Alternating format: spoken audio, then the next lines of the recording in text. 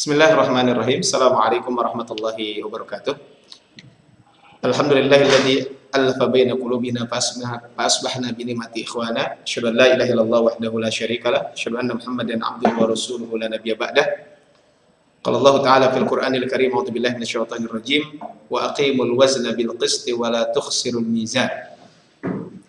Bapak Ibu Ustaz dan Ustazah yang dimuliakan Allah Subhanahu wa taala, dalam kehidupan di dunia ini perlu yang namanya keseimbangan. Kenapa? Karena ketika hidup kita tidak seimbang, maka akan fatal akibatnya. Biasanya yang namanya keseimbangan atau tawazun itu erat kaitannya dengan dua atau beberapa amal yang mesti dilakukan dengan tepat dan adil, sehingga kita memberikan hak sesuai dengan haknya masing-masing. Allah Subhanahu wa taala menciptakan langit. Allah Subhanahu wa taala menciptakan semua yang ada di muka bumi ini. Itu semuanya diciptakan dengan konsep tawazun. Salah satunya adalah Allah Subhanahu wa taala berfirman di dalam Al-Qur'an. Di dalam surat 55, surat Ar-Rahman ayat 7 sampai ayat ke-9. Di situ disebutkan ada tawazun. Jadi ada 3 sikap. Pertama adalah tawazun. Yang kedua adalah jangan berlebihan. Yang ketiga adalah jangan mengurangi. Kata Allah Subhanahu wa taala, wa aqimul wazna bil qisti. Kemudian wa wadu'al mizan. Ini menunjukkan bahwa kehidupan kita harus tawazun. Kemudian alla tatghaw fil mizan. Dalam timbangan jangan sampai kita berlebihan. Kemudian wala tukhsirul mizan. Jangan juga sampai kita mengurangi timbangan. Makanya kata Allah, wa aqimul wazna bil qisti. Maka tegakkanlah timbangan itu dengan adil. Artinya inilah yang disebut dengan tawazun. Ada perintah dan ada larangan agar tetap kita selalu menjaga kaitan dengan keseimbangan ini. Nah, yang jadi pertanyaan buat kita semuanya adalah bagaimana sikap tawazun kita pada diri kita sebagai manusia. Allah Subhanahu wa taala telah menciptakan manusia alal fitrah. Allah menciptakan manusia berada di bawah fitrah, berada di atas fitrah. Sebagaimana Allah ungkapkan di dalam surat 30 ayat ke-30, fitratullah, fitrah Allah. Yang mana para ulama menyatakan yang dimaksud dengan fitrah Allah di sini adalah fitrah Allah yang suci, yaitu setiap manusia memiliki fitrah al-hanif, yaitu membawa fitrah yang suci, yaitu agama Islam ataupun tauhid. Rasul ungkapkan dalam sebuah hadis riwayat Imam Bukhari dan Imam Muslim, kullu mauludin yuladu 'alal fitrah. Setiap bayi yang dilahirkan itu atas dasar fitrah. Fa'abawahu, maka kedua orang tuanya lah, yuhawwidanihi au yunassiranihi au yumajjisanihi. Kedua orang tuanya lah yang akan menjadikan anak tersebut dia itu Yahudi, dia itu Nasrani, ataupun dia juga Majusi. Nah, adanya fitrah inilah membuat kita sebagai manusia memiliki kecenderungan kepada kebaikan, memiliki kecenderungan kepada sesuatu hal yang baik. Dan inilah yang disebut dengan fitrah Allah. Fitrah Allah yang menuju fitrah yang hanif, fitrah yang lurus. Artinya kecenderungan kita manusia itu selalu melakukan, selalu menginginkan, selalu mau berbuat kepada hal-hal yang baik. Itu fitrah manusia. Karena fitrah ini sangat bagus, maka fitrah ini harus kita pertahankan. Fitrah ini harus selalu kita pertahankan. Sehingga di dalam dalam Al-Qur'an ayat surat 30 ayat 30 tadi, fitratallahi allati fataran nas 'alaiha la tabdila li khalqillah. Dzalika dinul qayyim. Itulah agama Allah yang lurus. Perintah dalam ayat ini bagaimana kita harus punya perhatian khusus terhadap agama yang lurus ini. Kaum muslimin rahimani rahimakumullah, Bapak Ibu Ustaz dan Ustazah yang dimuliakan Allah Subhanahu wa taala, kalau kita lihat dari ayat ini berarti kita harus menjaga fitrah manusia yang baik ini. Nah, untuk menjaga fitrah manusia ini, maka kita perlu yang namanya tawazun. Untuk menjaga fitrah tadi, fitrah kebaikan ini harus kita jaga dengan tawazun, dengan seimbang. Kenapa? Karena dalam Islam, manusia itu kan terdiri dari 3 unsur. Pertama adalah unsur jasad, yang kedua unsur akal, yang ketiga unsur ruh. Ada fisik, ada intelektual, ada spiritual. Nah, inilah mungkin orang-orang yang non-muslim, dia hanya memikirkan satu fisik, kedua akal. Kaitan dengan spiritual ataupun kaitan dengan ruh, mereka sering melupakan kaitan dengan ini. Nah, pertanyaannya adalah bagaimana kita supaya bisa seimbang kaitan dengan ketiga hal ini? Bagaimana supaya kita bisa tawazun kaitan dengan ini? Akal, kemudian juga fisik, kemudian juga ruh, itu semuanya perlu makanan. Dan ketika kita memberikan makanan ini, semuanya adalah seimbang, semuanya harus adil, sesuai dengan keperluannya. Walaupun mungkin tidak sama, tapi ini adalah perlu yang namanya keadilan, perlu yang namanya seimbang, kaitan dengan memberikan makan kepada 3 unsur ini. Yang pertama adalah apa yang disebut dengan al-jasad. Jasad itu perlu makanan, al-ghidha al-jasadi, perlu makanan kaitan dengan jasad ini. Makanan jasad, ya makanan yang biasa kita makan. Bapak Ibu Ustaz dan Ustazah semuanya, mungkin ketika kita ngajar atau ketika kantor, di siang hari kita memakan. Itulah makanan jasad kita. Makanan seperti biasa, nasi, kemudian lauk pauk dan lain sebagainya. Ketika makanan kita kurang, itu berbahaya. Itu akan bisa menyebabkan kita lemah, sakit, bahkan bisa juga kita mati kelaparan.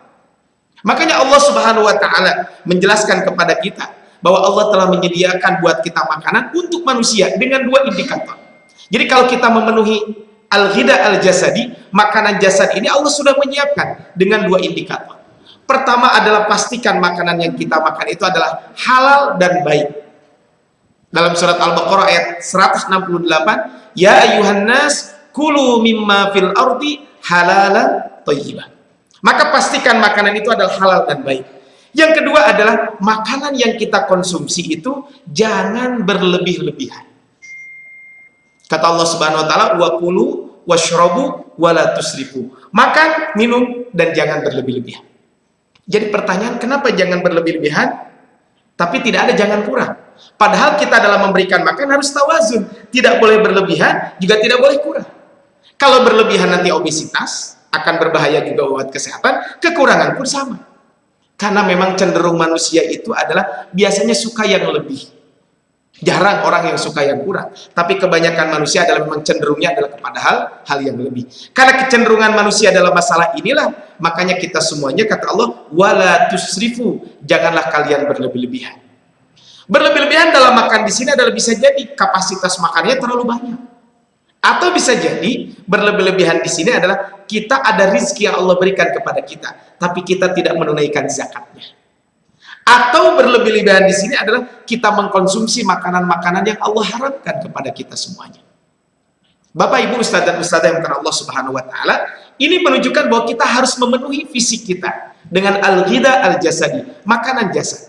Nah, untuk kita mendapatkan makanan jasad ini, maka kita mesti bekerja. Pekerjaan yang kita lakukan harus baik, bukan mencuri, bukan menipu, dan lain sebagainya. Supaya apa? Supaya makanan kita yang kita konsumsi itu adalah makanan yang halal dari sisi cara mendapatkan makanan tersebut, dan tentu zatnya pun harus makanan yang halal. Mungkin lihat kembali apa yang pernah saya sampaikan di pertemuan yang sebelumnya tentang syumuliyatul ibadah, tentang bagaimana kesempurnaan ibadah, universalnya ibadah. Salah satunya ibadah juga kaitan dengan kita bekerja. Jadi yang pertama adalah al-ghidha al-jasadi. Kita harus memenuhi makanan untuk fisik kita, yaitu dengan makanan yang seperti kita biasa makan.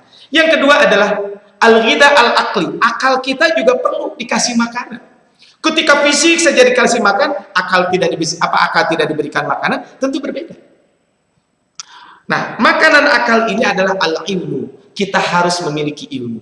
Makanya kita semuanya sebagai guru, ustaz dan ustazah semuanya harus selalu menambah ilmu dan seterus-menerus. Makanya kata Rasul, talabul ilmi faridatun ala kulli muslim. Mencari ilmu itu kewajiban bagi setiap muslim. Kapan? Sepanjang masa. Jangan hanya kita berhenti sampai di sini, tapi kita terus harus selalu mengembangkan ilmu yang kita miliki dengan kita selalu mencari ilmu, membaca buku dan lain sebagainya. Kurang ilmu ini berbahaya. Kalau kita kurang makan kan bisa jadi meninggal dan lain sebagainya. Kalau kurang ilmu, maka akal akan lemah, bahkan naudzubillahi min dzalik, bisa jadi nanti jadi bodoh. Seperti makanan fisik, ilmu pun mesti yang baik sehingga bermanfaat. Kita tidak boleh kalau makan makanan yang kaitan dengan fisik, khamar, kemudian yang membahayakan dan lain sebagainya. Begitu juga ilmu. Maka ilmu yang kita cari adalah pasti ilmu yang bermanfaat. Makanya mungkin ustaz dan ustazah, Bapak Ibu semuanya, kita sering mengajarkan doa kepada anak-anak kita. Allahumma inni as'aluka ilman nafi'an. Kita memohon kepada Allah supaya kita diberikan ilmu yang bermanfaat. Di antara ilmu yang tidak bermanfaat, contohnya ilmu sihir dan lain sebagainya.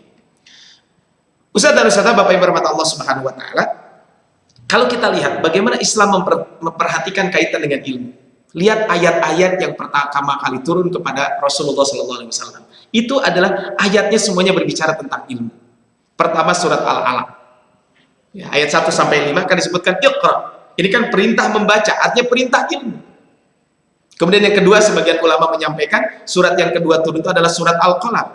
Nun wal qalami wa ma yasturun. Kalau tadi dengan kita membaca, yang kedua dengan kita pena. Artinya apa? Ilmu itu ditulis.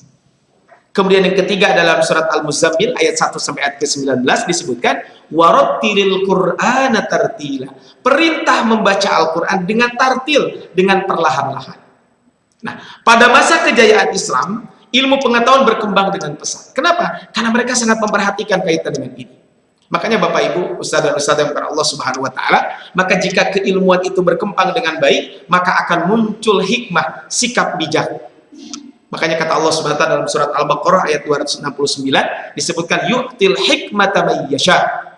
Hikmah itu akan diberikan terhadap apa yang Allah kehendaki. Siapa yang Allah kehendaki diberikan hikmah tersebut. Artinya hikmah di sini adalah kebaikan yang banyak. Secara maknanya. Walaupun para ulama berbeda pendapat apa yang dimaksud dengan hikmah. Satu penting yang kita bahas kaitan dengan al-aqlu di sini adalah hikmah itu adalah al-isabatu fil qawli wal amal. Hikmah itu adalah kesesuaian antara ucapan kita dengan perbuatan kita. Itulah yang dimaksud dengan hikmah. Yang ketiga, Bapak Ibu Ustaz dan Ustaz karena Allah Subhanahu wa taala, setelah kita membaca al-ghidha ar-ruhi, al-ghidha al-aqli, makanan buat akal. Yang ketiga adalah ini yang paling penting sesungguhnya. Al-ghidha ar-ruhi, yaitu makanan ruh. Makanan ruh ini dengan apa? Dengan kita zikrullah, dengan kita mengingat Allah Subhanahu wa taala. Ini adalah makanan yang kadang sebagian orang kurang mendapatkan perhatian. Kalau kita tidak makan, lapar, terasa. Ya, fenomenanya muncul, kan makan lain sebagainya. Tapi kalau kaitan dengan al-ghidha ar-ruhi, makanan ruh ini kadang kalau kita lapar, kadang tidak menyadari, walaupun sesungguhnya fenomenanya muncul. Ketika kita gelisah, tidak dapat tidur, dan lain sebagainya. Ini adalah bisa jadi, faktornya adalah karena al-ghidha ar-ruhi kita lemah.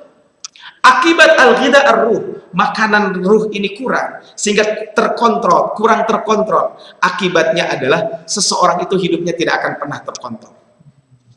Coba lihat, kalau orang yang ruhnya tidak kuat, kan tadi dia fisiknya harus dipenuhi dengan makanan, pasti dia tidak akan memperhatikan halal dan haram. Yang penting bagaimana saya bisa makan dan minum. Orang lain susah, itu bodoh amat. Kenapa? Karena ruhiyahnya tidak ada. Masyarakat hancur, negara hancur, bahkan dunia pun bisa hancur. Kenapa? Karena al-ghidha ar-ruh ini kurang. Kenapa? Yang penting buat dia adalah bagaimana saya bisa mementingkan diri sendiri. Ilmu yang dia miliki, dengan ilmu yang dia miliki, bagaimana saya supaya bisa mendapatkan dunia sebanyak-banyaknya, walaupun dengan hal-hal yang dilarang oleh Allah Subhanahu wa ta'ala. Makanya arahan Allah Subhanahu wa ta'ala di dalam Al-Quran, wabtaghi fima atakallahu darul akhirah. Yang pertama kita disuruh untuk mesti mengejar kehidupan akhirat. Ini harus lebih diperhatikan. Makanya di awal disebutkan wabtaghi, carilah. Artinya perintahnya namanya mencarikan, betul, perlu kerja keras. Urusan dunia gimana? Wala tansa nasibaka minad dunya, dan jangan sampai kalian melupakan dunia. Bapak Ibu Ustaz dan Ustazah semuanya, ayat ini kalau kita lihat sesungguhnya ayat ini berbicara tentang Qarun. Qarun ini kan orang kaya raya, tapi ruhiyahnya nggak ada. Tapi ada yang temannya Qarun juga namanya Haman, ilmunya kuat, tetapi juga ruhiyahnya tidak ada. Makanya artinya apa? Akhirat itu mesti kita kejar. Dunia jangan dilupakan. Kenapa? Artinya kita mencari rezeki yang halal, beramal di dunia untuk akhirat itu sesungguhnya. Makanya al-ghidha ar-ruhi ini sangat penting. Nah, bagaimana kita bisa memenuhi ruhiyah kita? Dengan zikrullah, dengan kita banyak mengingat Allah Subhanahu wa ta'ala. Kata Allah, ala bidzikrillahi tatmainnul qulub. Ketahuilah bahwa dengan zikir kepada Allah, hati kita akan menjadi tenang. Ustaz dan Ustazah Bapak yang berhormat Allah Subhanahu wa ta'ala, yang membedakan orang mukmin dengan orang kafir itu adalah zikrullah. Berzikir kepada Allah Subhanahu wa ta'ala. Orang mukmin dia banyak berzikir kepada Allah Subhanahu wa ta'ala. Lihat dalam surat 33 ayat 41. Wadz-dzakirinallaha katsiran wadz-dzakirat. Di antara indikator orang mukmin itu adalah apa?